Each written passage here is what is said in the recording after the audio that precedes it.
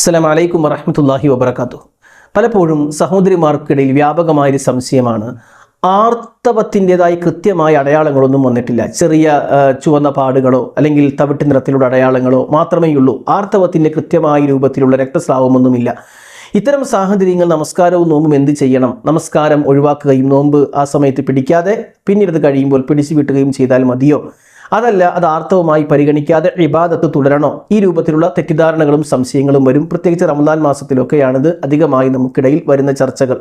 നാം മനസ്സിലാക്കേണ്ടത്, കൃത്യമായൊരു മാസമുറ പിന്തുടരപ്പെടുന്ന അല്ലെങ്കിൽ അങ്ങനെ മാസമുറ തെറ്റാതെ പോകുന്ന ഒരു സഹോദരിയാണെങ്കിൽ അവളുടെ ആർത്തവമാകുന്ന ഹൈലാവുന്ന സന്ദർഭത്തിൻ്റെ ആ സമയത്ത് ഈ രൂപത്തിലുള്ള പാടുകളോ അടയാളങ്ങളോ കാണുന്ന പക്ഷം അത് ആർത്തവമായി പരിഗണിച്ച് നിസ്കാരവും നോമ്പുമൊക്കെ ഒഴിവാക്കി അവർക്ക് ആ രൂപത്തിൽ അവരുടേതായ രൂപത്തിൽ മുന്നോട്ട് പോവുകയും പിന്നീട് ശുദ്ധീകരിച്ച ശേഷം ഇബാദത്തുകൾ പുനരാരംഭിക്കുകയും നഷ്ടപ്പെട്ട നോമ്പ് ആരോഗ്യസ്ഥിതി അനുസരിച്ച് പിടിച്ചുവിട്ടുകയും ചെയ്യുക എന്നതാണ്. എന്നാൽ ആർത്തവക്രമത്തിൻ്റെ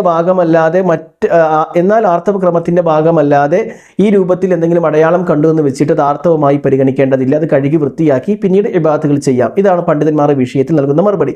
ഇതുമായി ബന്ധപ്പെടുത്തി ഇമാം ബുഖാരി റഹ്മത്തുള്ളാഹി അലൈഹി ഉമ്മു അത്തിയ റളിയല്ലാഹു അൻഹയിൽ നിന്ന് റിപ്പോർട്ട് ഉദ്ധരിക്കുന്നുണ്ട്.